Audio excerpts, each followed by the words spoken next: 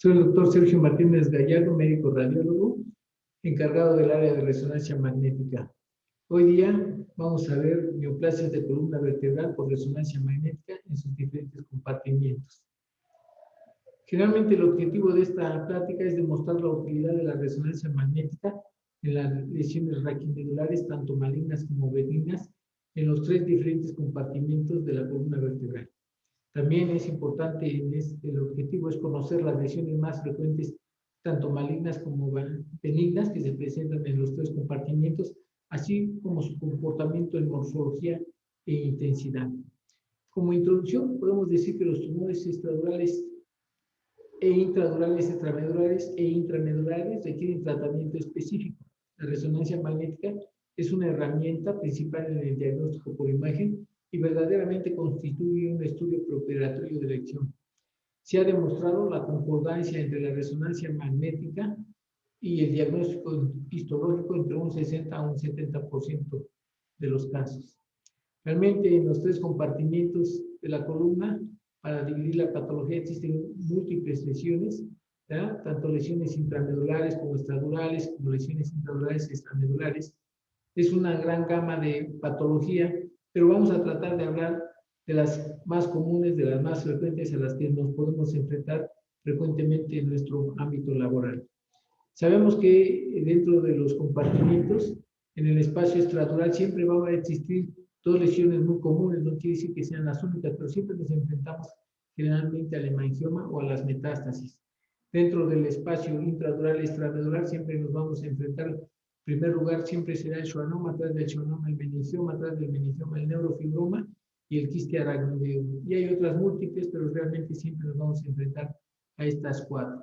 Y dentro de las lesiones intramedulares siempre nos vamos a enfrentar a tres tumores, no quiere decir que sean los únicos o otro tipo de lesiones, pero siempre nos enfrentaremos a la astrocitoma como en primer lugar, atrás de la astrocitoma estará el ependimoma y atrás del ependimoma el hemangioblastoma.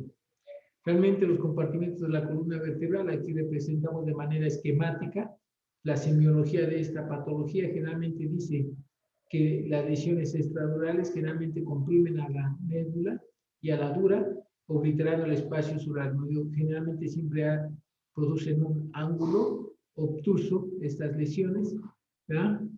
Y generalmente este es el ángulo obtuso que se ve en esta patología, y las lesiones intradurales extramedulares obliteran el espacio subaracnoideo, que generalmente comprimen a la médula, dando un ángulo generalmente agudo.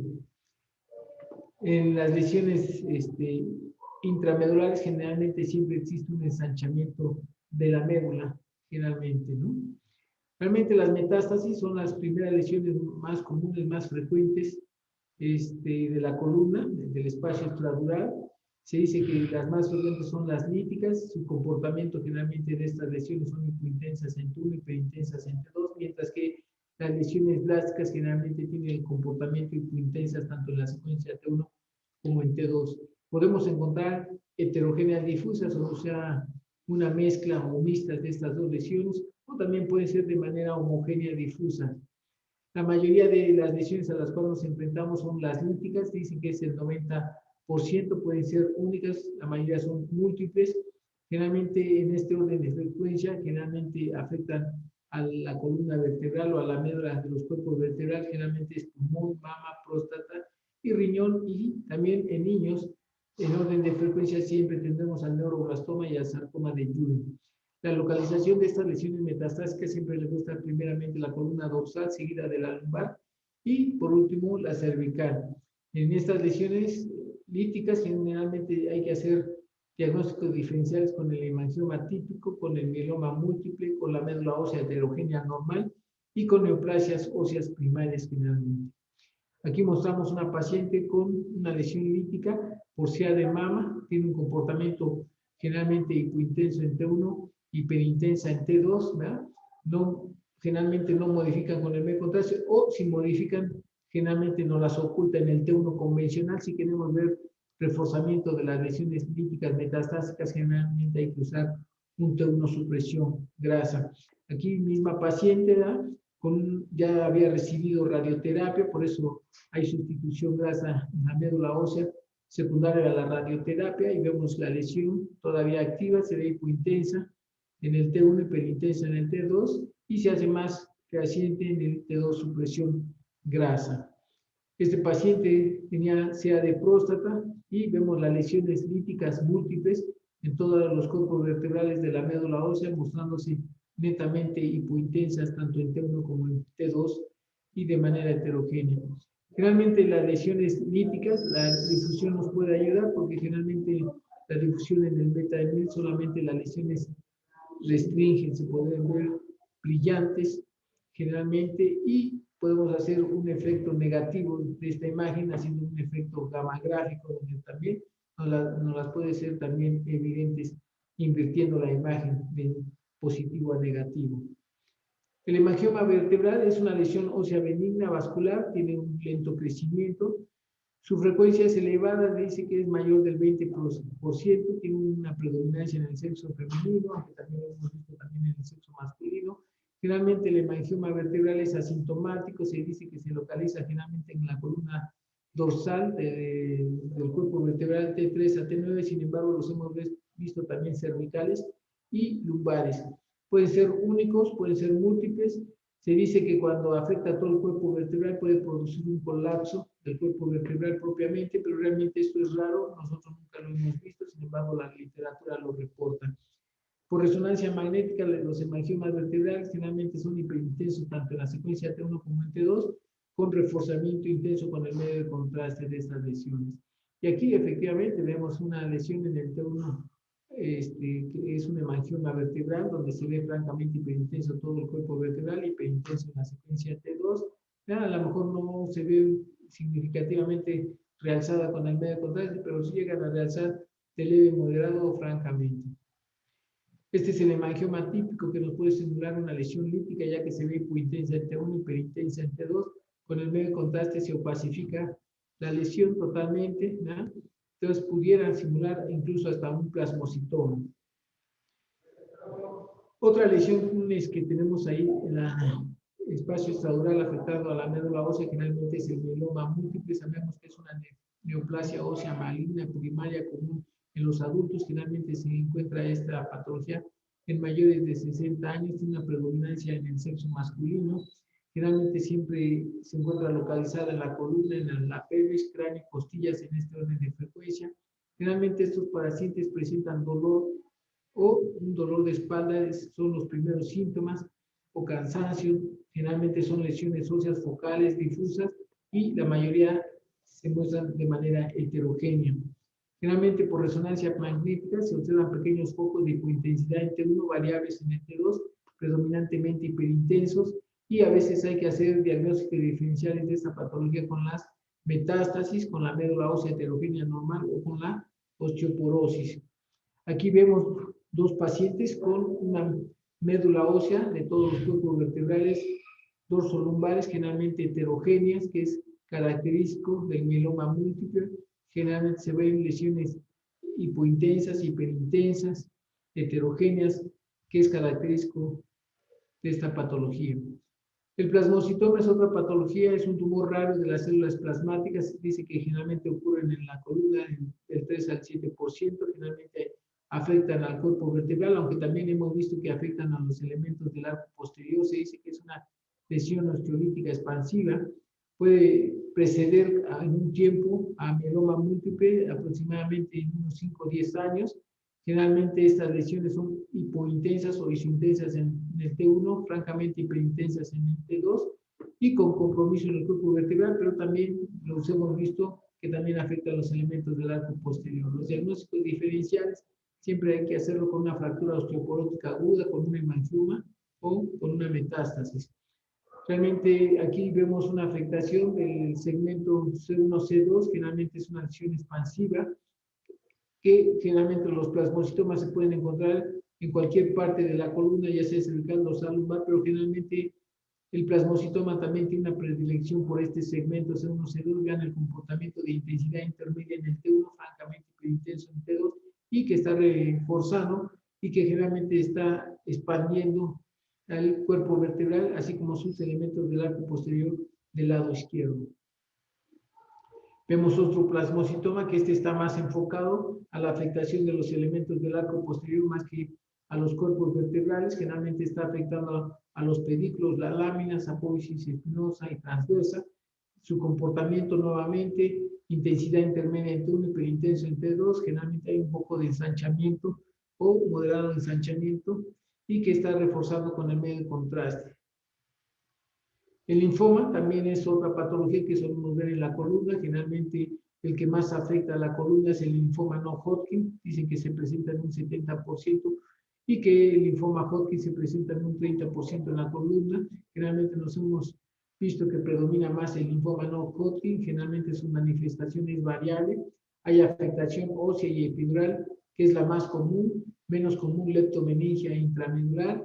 El diagnóstico generalmente es la infiltración de la médula ósea y la presencia de tejido anormal de las partes blandas adyacentes a la columna con mínima destrucción cortical, o en ocasiones se lo acompañan con lesiones líticas o blásticas o escleróticas. En resonancia magnética solemos ver masas hipercelular hipointensa en T1, hiperintensa en T2 con afectación epidural principalmente y que generalmente sale a través de los agujeros de conjunción y que realmente realza con el medio de contraste. Lo que hemos visto característicamente, y como dice la literatura, que generalmente este tejido en ocasiones llega a abrazar a la médula. Los diagnósticos diferenciales siempre hay que hacerlo con la histiocytosis de Langerhans y con las metástasis. Aquí mostramos un paciente en donde verdaderamente de 50 años, donde la médula ósea se muestra casi de intensidad intermedia, cuando en este grupo de pacientes generalmente debe de haber ya sustitución grasa por la edad, y vemos un tejido anormal que generalmente se localiza en el espacio epidural, que está condicionando compresión del saco y desplazamiento de la médula de manera interna. Vemos cómo este tejido anormal se encuentra dentro del espacio epidural, cómo está saliendo a través de los forámenes y está desplazando al saco, incluyendo a la médula de manera anterior y hacia la izquierda. Su comportamiento, vean, es de intensidad intermedia, hiperintenso generalmente en T2, y cuando tiene un realce generalmente lo hace de leve a moderado, generalmente no es intenso. Otro linfoma espinal a nivel de la columna, las mismas características, la afectación de los cuerpos vertebrales por cambios anormales en la intensidad observados en los cuerpos vertebrales, tanto supra como infraadyacentes. Vemos este tejido anormal que está exactamente en el espacio epidural. No con ello también observamos algunas adenopatías o conglomerados ganglionales que también en ocasiones se acompañan con el linfoma. Y igual, el mismo intensidad hiperintensas en secuencias T2 y su intensas. Si le metemos contrastes, realmente es un realce de leve a moderado, y vemos que este tejido como está rodeando o abrazando al cordón medular, que también suele ser característico, no definitivo, pero sí como un dato indirecto de los linfomas que suelen abrazar a la médula. Tenemos el sarcoma de Ewing, es un tumor óseo primario maligno que afecta a la columna en un 3 a un 10%, no es linfoproliferativo. Generalmente esta patología es en la edad pediátrica, generalmente ocurre entre los 10 y los 20 años de edad, generalmente son lesiones líticas permeativas con tejido también anormal asociado, por eso también en ocasiones hay que hacer diagnóstico diferencial con los linfomas. Generalmente le gusta la región sacrococcígea, seguida de la región lumbar y torácica. Generalmente puede afectar a cuerpos vertebrales, se presenta tejidos blandos también para espinales y con extensión también hacia el canal espinal dicho tejido a través del espacio epidural. Su comportamiento generalmente por resonancia magnética en la secuencia T1 es hipointenso, hiperintensa en la secuencia T2, el realce puede ser de leve a moderado, por eso es variable, con el medio de contraste endovenoso. Nosotros vimos esta paciente femenina de 23 años, lo primero que pensamos que se trataba de un linfoma, con ese diagnóstico se fue. Sin embargo, el diagnóstico histológico a final de cuentas resultó ser un sarcoma de Ewing. Vean cómo hay un tejido totalmente anormal, adyacente a la región presacra, y también está dándole cambios en la intensidad de la médula de la región sacra. Sin embargo, con el medio de contraste, dicha lesión también muestra un leve reforzamiento con el medio de contraste.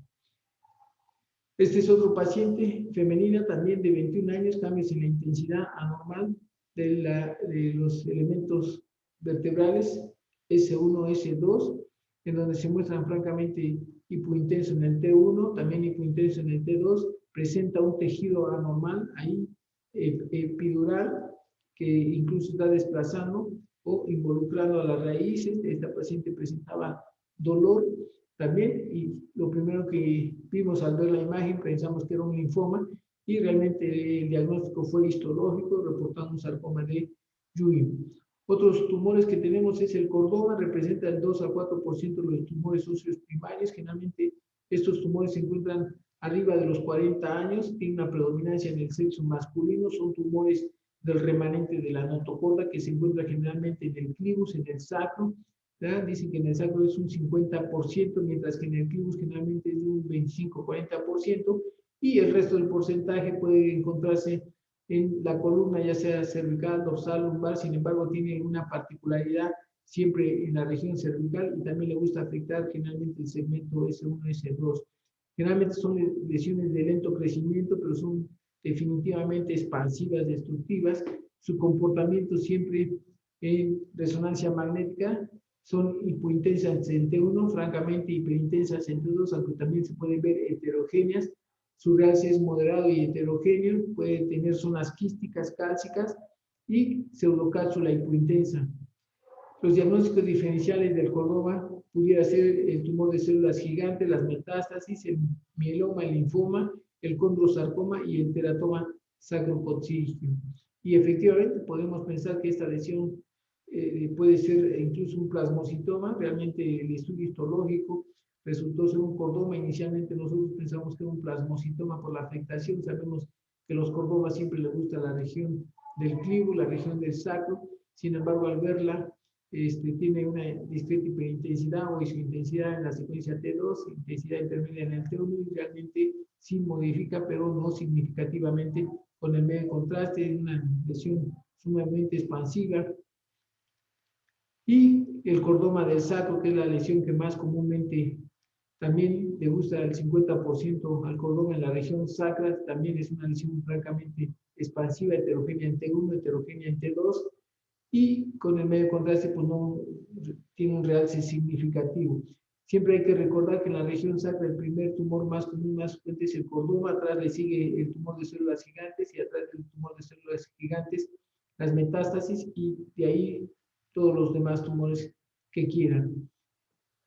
También tenemos otro tumor que afecta a la columna, pero también a los huesos largos, es el osteocondroma. Es un tumor óseo benigno más común. Se presenta del 3 al 7%. Generalmente este tumor, cuando afecta a la columna, se presenta en menores de 20 años de edad, predomina en el sexo masculino. Generalmente siempre es de lento crecimiento. En la columna afecta predominantemente a los elementos del arco posterior. Le gusta mucho la apófisis transversa, las apófisis espinosas, y tiene una predominancia en la región cervical también a nivel de S2, pero también en orden de frecuencia puede afectar a la columna dorsal o lumbar.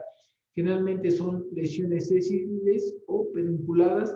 Dice que tiene como la forma de una coliflor. Generalmente estos pacientes inician generalmente con dolor.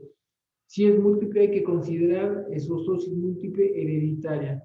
En resonancia magnética es útil para valorar la cubierta del cartílago. Aquí vemos una lesión que está afectando a los elementos del arco posterior. Realmente es una lesión que está siendo expansiva hacia la apófisis espinosa. Generalmente está comprimiendo a la cauda equina, está produciendo dolor intenso. Su comportamiento de intensidad intermedia en T1, discretamente hipointensa en el T2, y vean cómo en el T1 su presión grasa, esta lesión está reforzando significativamente.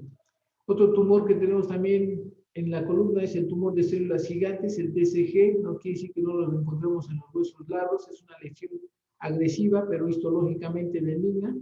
Realmente estas lesiones pueden tener una transformación maligna. Dicen que aproximadamente entre el 5 y el 10% la edad de presentación de estos tumores. Generalmente es entre los 20 y 40 años de edad. Tiene un predominio en el sexo femenino. Generalmente se localiza en la región sacra y también es causa de dolor.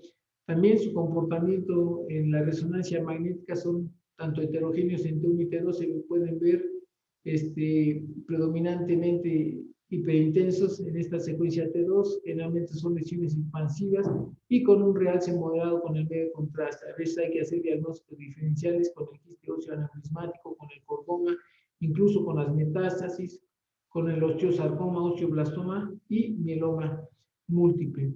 Aquí vemos un paciente donde vemos una lesión netamente expansiva de intensidad intermedia en el T1, se ve francamente heterogénea en T2, predominantemente hiperintensa y con un reforzamiento heterogéneo, tratándose histológicamente de un TCG. Otra lesión, un tumor también de células gigantes, donde también se muestra francamente hipointenso, ¿verdad? Con una lesión francamente expansiva de los elementos sacros o sacrococcígeos, y generalmente en la secuencia T2, generalmente estas lesiones se muestran hiperintensas predominantemente y realzan con el medio de contraste. Es la segunda lesión en frecuencia a nivel del sacro. Tenemos otra patología que es un granuloma eosinofílico. Generalmente se dice que es una etiología desconocida, su estructura no posee un carácter neoplásico. Se dice que es una manifestación ósea de la histiocytosis de células de Langerhans. Se considera como un granuloma no lipoide y generalmente suele ser lesión única. Estas generalmente se presentan a la edad de 6 a 10 años de edad, tiene una predominancia en el sexo masculino y se le conoce como la vértebra plana. Generalmente son asintomáticos o generalmente produce dolor o espasmo muscular. También puede tener pérdida de peso y fiebre. Su comportamiento siempre en la resonancia magnética, además de ser un cuerpo disminuido o plano, siempre se muestra iso o hipointenso en T1 y francamente hiperintenso en T2. Y aquí mostramos esta vértebra plana en un paciente de 8 años, en donde vemos alteración tanto en la intensidad. En la secuencia T1 se ve similar en la secuencia T2, pero verdaderamente el cuerpo vertebral se encuentra plano. Esto generalmente es un granuloma eosinofílico típico, clásico en este grupo de edades. Tenemos otra lesión que es el quiste óseo aneurismático, es una neoplasia benigna, afecta a ambos sexos. Generalmente se dice que ocurre en menores de 20 años en un 80%, podemos encontrarlo por arriba de los 20 años, pero es muy raro, generalmente ocurre el 80% por debajo de los 20 años. Su localización siempre le gusta los elementos del arco posterior del cuerpo vertebral y la afectación es en este orden de frecuencia, le gusta mucho la región lumbar, seguida de la dorsal y seguida de la cervical. Generalmente son lesiones sólidas, expansivas, con componente quístico y pueden tener ese componente hemorrágico por tener también un comportamiento vascular. Generalmente por resonancia magnética se ven isohipointensas en T1, heterogéneas en T2, con niveles líquido-líquido por el sangrado de estos quistes. El diagnóstico diferencial hay que hacerlo con el osteoblastoma, con el telangiectásico, con el tumor de células gigantes e incluso con el osteosarcoma. Aquí vemos una lesión que está afectando predominantemente a los elementos del arco posterior del cuerpo vertebral del lado izquierdo. Generalmente tiene esa intensidad intermedia, heterogénea, pero las secuencias T2 nos pueden demostrar esas áreas quísticas con estos niveles líquido-líquido que solemos verla en esta secuencia, y esto es característico no patognomónico, pero sí al menos característico de los quistes óseos aneurismáticos, ya que otras lesiones también pueden presentar similares características, pero es más clásico en los quistes óseos aneurismáticos. Mostramos otros dos pacientes con las secuencias T2 que nos está mostrando las lesiones multiloculadas con niveles líquido-líquido por sangrado, que es característico de los quistes óseos aneurismáticos, pero recuerden que también podemos encontrarla en otro tipo de tumores óseos, pero es más característico de los quistes óseos aneurismáticos. Vemos este reforzamiento que es intenso y heterogéneo. El osteoma osteoide es un tumor óseo benigno, osteoblástico, generalmente no rebasa más de 1.5 centímetros, generalmente tiene un nido central osteoide que generalmente se ve tenso por tomografía y tejido fibroso muy vascularizado. Generalmente se muestran hipodensos con el centro denso hacia el centro, que ocurren en menores de 30 años de edad, también tiene una predominancia en el sexo masculino. Su localización generalmente le gusta los elementos del arco posterior y principalmente en orden de frecuencia le gustan las regiones lumbares seguidas de las cervicales. Generalmente siempre produce una sintomatología, dolor nocturno, y puede estar asociado a la escoliosis o tortícolis.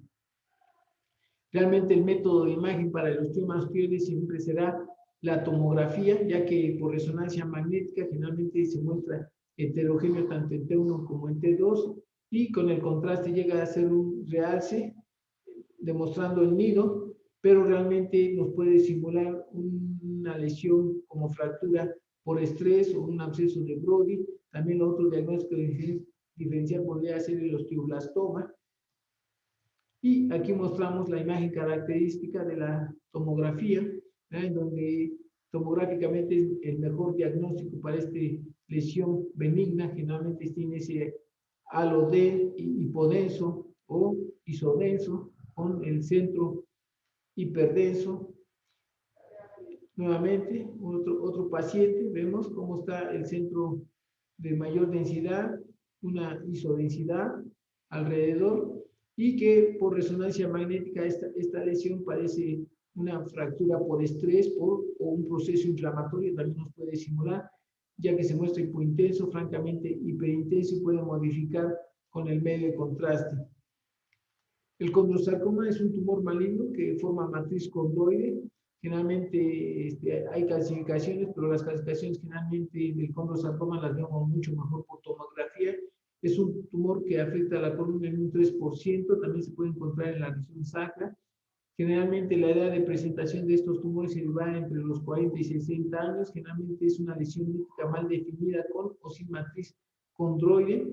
Su comportamiento en la resonancia magnética generalmente es ISO o hipointenso en T1, francamente hiperintenso en T2. Todos los condrosarcomas generalmente su característica es verlos siempre hiperintensos en T2, con áreas de minimización con señal baja, que son las clasificaciones y que mejor se demuestran por tomografía. Los diagnósticos diferenciales hay que hacerlo con el cordoma y con las metástasis. Aquí vemos una lesión que está afectando a los elementos del arco posterior de un cuerpo vertebral, en donde se ve la lesión netamente expansiva con una intensidad intermedia en el T1, francamente hiperintensa en T2, y con un verdadero realce intenso y homogéneo con el medio de contraste endovenoso. Otra lesión también es el osteosarcoma. El sarcoma se produce de hueso inmaduro, raramente afecta a la columna vertebral, siempre le gustan los huesos largos. Se presenta aproximadamente en el cuarto década de la vida. Son lesiones netamente agresivas, permeativas, con tejido anormal asociado y formación de matriz osteoide. Su comportamiento siempre será hipointenso en T1, puede ser heterogéneo en T2, con matriz mineralizada osteoide. Realmente cambia totalmente lo que acabamos de mencionar en cuanto a las intensidades. Fue un estudio donde se pensó que se trataba de una metástasis blástica y resultó ser por la hipointensidad tanto en el T1 como en el T2, y resultó ser histológicamente un osteosarcoma. Aquí, en este paciente, esta lesión se muestra francamente hipointensa en el T1, hiperintensa en T2, realza con el medio de contraste, y también histológicamente resultó ser un osteosarcoma.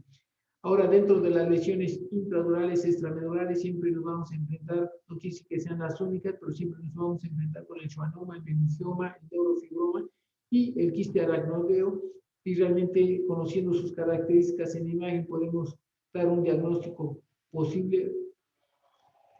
Sabemos que los schwannomas es la primera lesión más común intradural extramedular. Generalmente se origina de la vaina nerviosa, de las células de la vaina nerviosa, son de lento crecimiento, afecta a ambos sexos, tiene una predominancia entre los 30 y 40 años de edad. En orden de frecuencia le gusta localizarse en la región cervical, seguido de la lumbar y posteriormente la dorsal. Generalmente producen dolor y radiculopatía. Su comportamiento siempre en la resonancia magnética son isohipointensos. La mayoría de ellos son hiperintensos en T2, no quiere decir que no vaya a haber isodensos o hipointensos en T2, pero la mayoría de los schwannomas su comportamiento es francamente hiperintenso en T2, y el realce es intenso con el medio de contraste. También puede ser heterogéneos. ¿Por qué? Porque pueden hacer degeneración quística. Los diagnósticos diferenciales generalmente hay que hacerlo con el neurofibroma, con el meningioma y con el ependimoma mixopapilar. Aquí vemos una lesión que se localiza en la región cervical, se ve francamente hiperintensa, se ve cómo está remodelando y ampliando el neuroforamen, tiene una hiperintensidad en la secuencia T2, una intensidad intermedia en el T1, y ese realce intenso y homogéneo. Aquí vemos cómo esta lesión está ampliando, ¿verdad? Como en el plano axial, está modificando la amplitud del neuroforamen, condicionando esa franca amplitud. El meningioma es una segunda neoplasia intradural extramedular atrás del schwannoma a nivel de la columna. Generalmente son lesiones encapsuladas, adheridas a la dura madre. Generalmente se presenta entre los 50 y 60 años de edad. Tiene una predominancia en el sexo femenino. Alguna literatura dice que en el sexo masculino. La localización generalmente en la columna dorsal va seguida de la lumbar, y cuando se presenta en la columna dorsal generalmente son posterolaterales, porque generalmente cuando se encuentran en la región cervical les gusta ser anteriores o anterolaterales. Generalmente producen dolor radicular, parestesias y debilidad muscular por compresión. La mayoría de los meningiomas son isohipointensos en T1 y en T2 y tienen ese realce intenso con el medio contraste. No quiere decir que no vaya a haber hiperintensos en el T2, pero la mayoría son de intensidad intermedia o hipointensos en el T2. Los diagnósticos diferenciales siempre hay que hacerlo con el schwannoma o el neurofibroma solitario. Aquí mostramos una lesión que se encuentra intradural, extramedular, que está condicionando compresión y desplazamiento de la médula. Realmente se encuentra en su parte posterior. Tiene una intensidad intermedia tanto en T1 y T2 y tiene un realce moderado con el medio contraste. También lo puede ser francamente hiperintenso. Aquí mostramos un meningioma cervical pequeño, ¿verdad? Generalmente les gusta más en esta región, están anteriores o anterolaterales, ¿verdad? Tienen también una intensidad intermedia tanto en el T1 como en el T2 y franco reforzamiento con el medio contraste, con mínima compresión del cordón medular.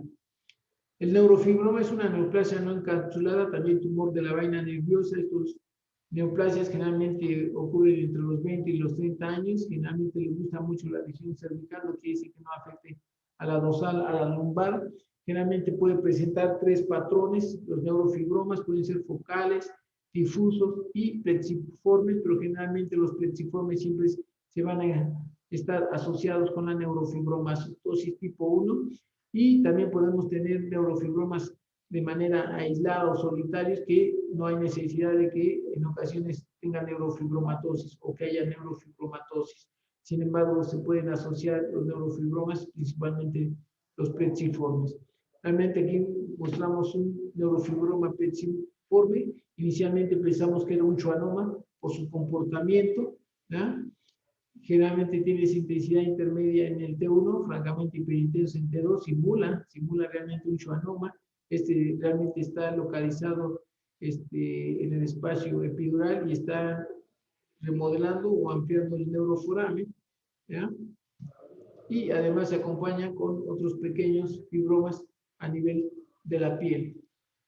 Este es un neurofibroma plexiforme que generalmente siempre los encontramos en la neurofibromatosis, donde son múltiples nódulos, pueden ser de intensidad variable, generalmente son isointensos en el T1, hiperintensos en el T2, confluyen de manera realmente haciendo una masa o una lesión multiloculada predominantemente.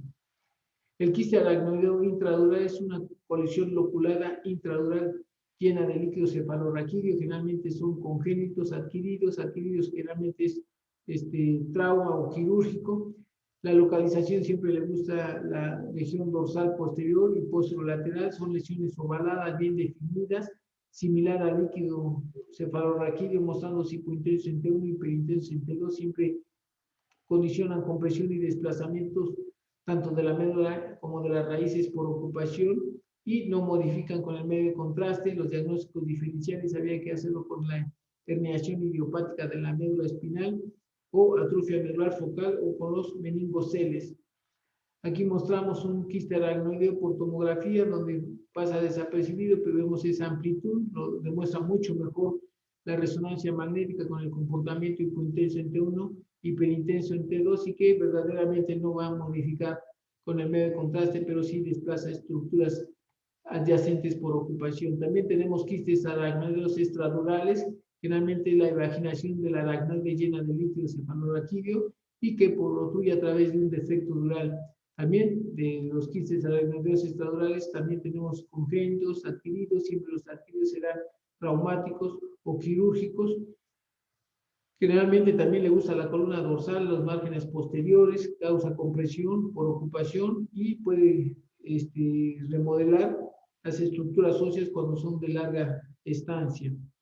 Generalmente hay que hacer diagnóstico diferencial con los meningoceles traumáticos o incluso con el hemangioma, que también es una lesión que le gusta mucho la región epidural, pero generalmente esas lesiones realzan con el medio de contraste. Aquí esta lesión se muestra netamente quística, lobulada, hiper, igual a cualquier quiste, no modifica con el medio de contraste, está saliendo a través del neuroforamen. Realmente se trató de un quiste aracnoideo extradural.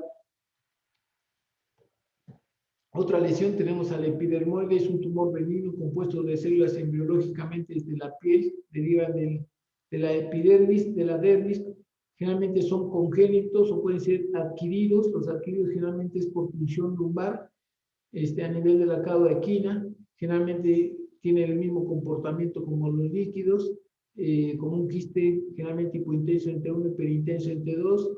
Y generalmente en la secuencia FLAIR puede ser hiperintenso. Generalmente la secuencia de mucha utilidad siempre será la difusión, porque generalmente restringen a la difusión, se ven netamente brillantes. En las imágenes convencionales puede confundirnos con un quiste aracnoideo o con un quiste neuroepitelial, pero realmente el diagnóstico siempre lo tenemos a través de la difusión.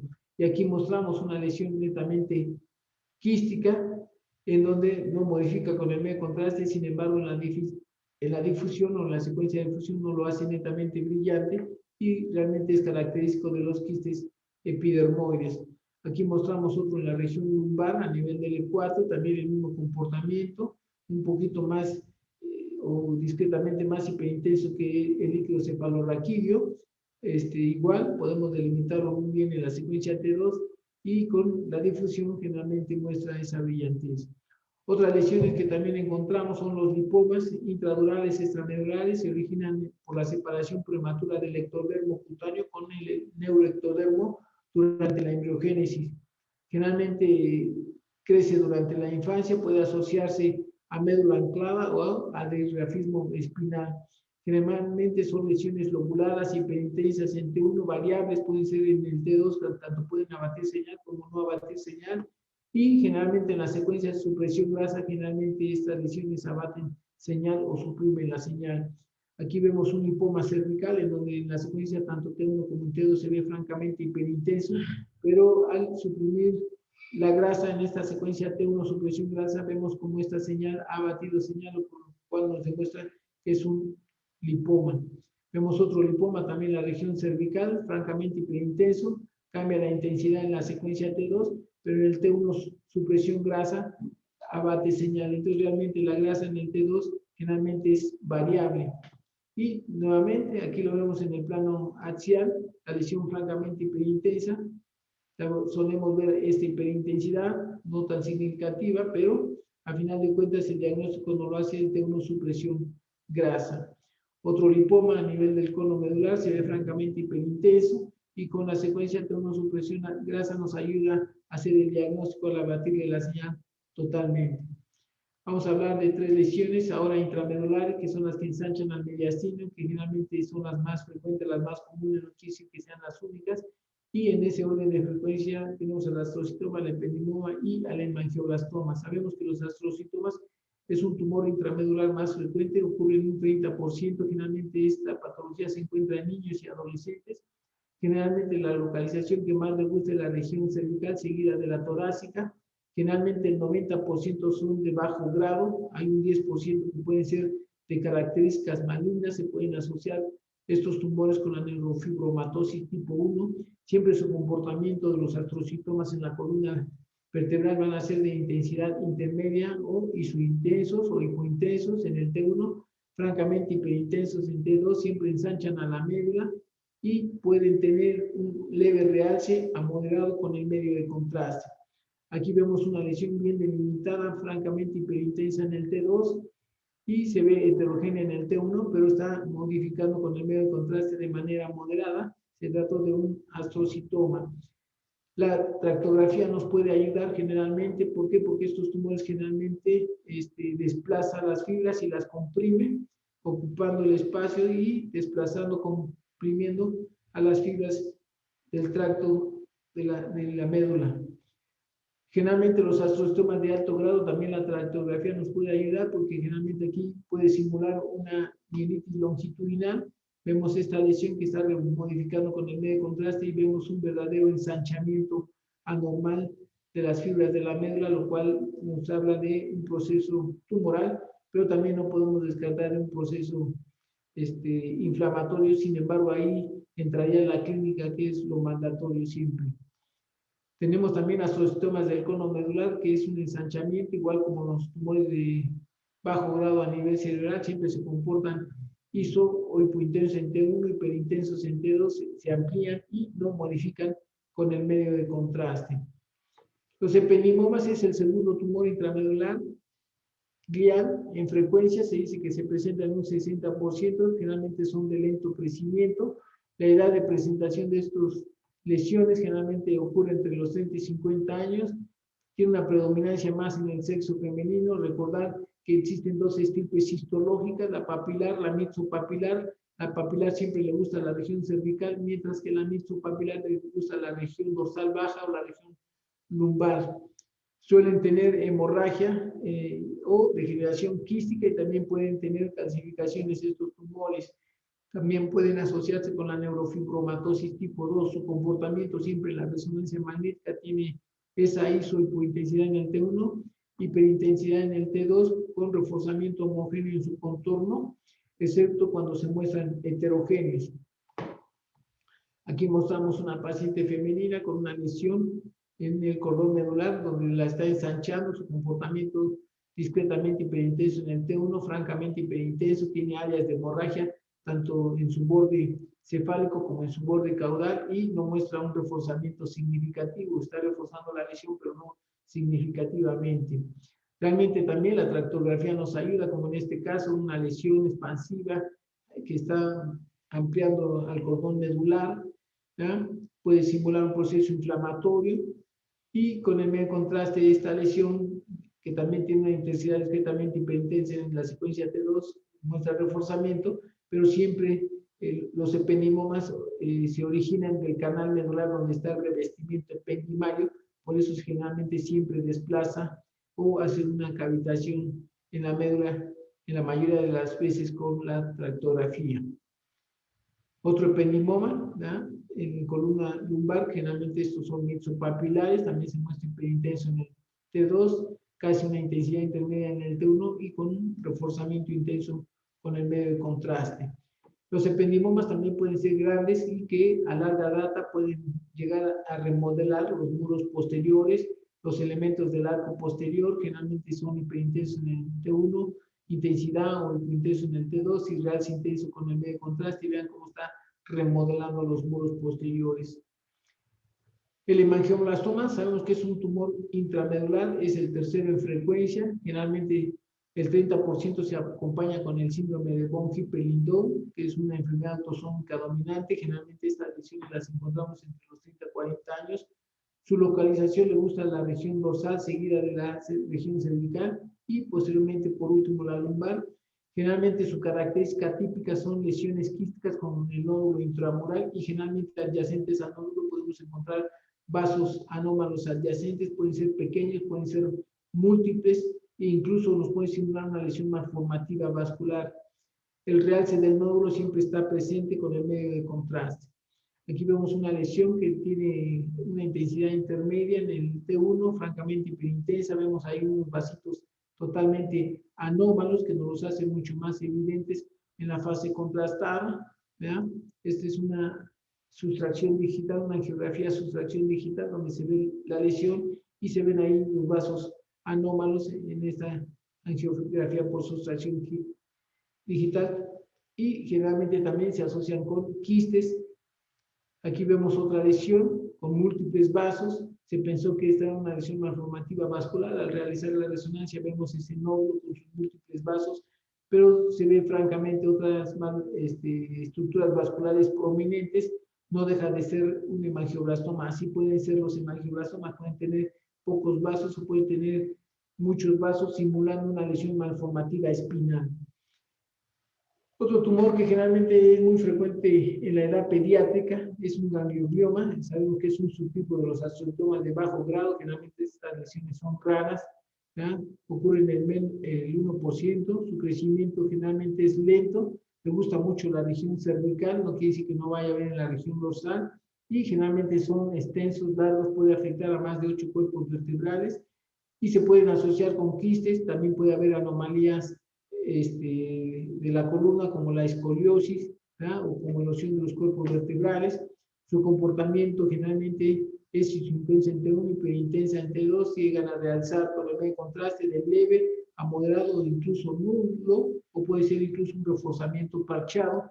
Es un paciente masculino de 6 años donde vemos una lesión que inicialmente pensamos que era un astrocitoma. Este diagnóstico realmente fue histológico porque realmente simula un astrocitoma, ya que muestra una intensidad intermedia en el T1, casi también una intensidad intermedia o discretamente alta en la secuencia T2, pero con un verdadero realce con el medio de contraste. Por último, quiero hacer énfasis con dos cosas. Primero, con el artefacto del movimiento del líquido cefalorraquídeo en la secuencia T2. Esto generalmente siempre ocurre en la columna dorsal, siempre vemos estos artefactos que generalmente la gente menos experimentada generalmente los confunde con calcificaciones, principalmente los neurólogos o los neurocirujanos, porque incluso llegan a acudir con nosotros porque piensan que son calcificaciones por cisticercos y quieren operarlos, y realmente nosotros les decimos que en la secuencia T2 esto es un artefacto que suele suceder y que no son cisticercos calcificados, sino que es solamente un artefacto por movimiento de líquido cefalorraquídeo. La mayoría de ellos son asintomáticos o en ocasiones llegan a presentar dolor, pero es un dolor por otra causa, no por el artefacto del movimiento de líquido cefalorraquídeo. Y también otro hallazgo que se considera como una variante anatómica es el filum graso, que generalmente siempre lo encontramos cerca de la caudequina o adyacente a la caudequina, ¿verdad? Pueden ser un poco más prominentes, por eso es importante conocer que existe el filum graso, porque en ocasiones luego piensan que son ependimomas y así he encontrado reportes en donde se piensa que son ependimomas. Realmente es un filum graso. Pueden ser muy finos, pueden ser moderados o pueden ser un poco más engrosados, pero al final de cuentas no causan ninguna sintomatología, son hallazgos casuales, ¿no? En conclusión, el diagnóstico por imagen de neoplasias, tanto malignas como benignas raquimedulares, se establece principalmente con resonancia magnética por ser un método multiplanar. Su adecuado contraste y su alta resolución permite diferenciar entre el tejido sano y patológico. Así podemos determinar la localización y la extensión.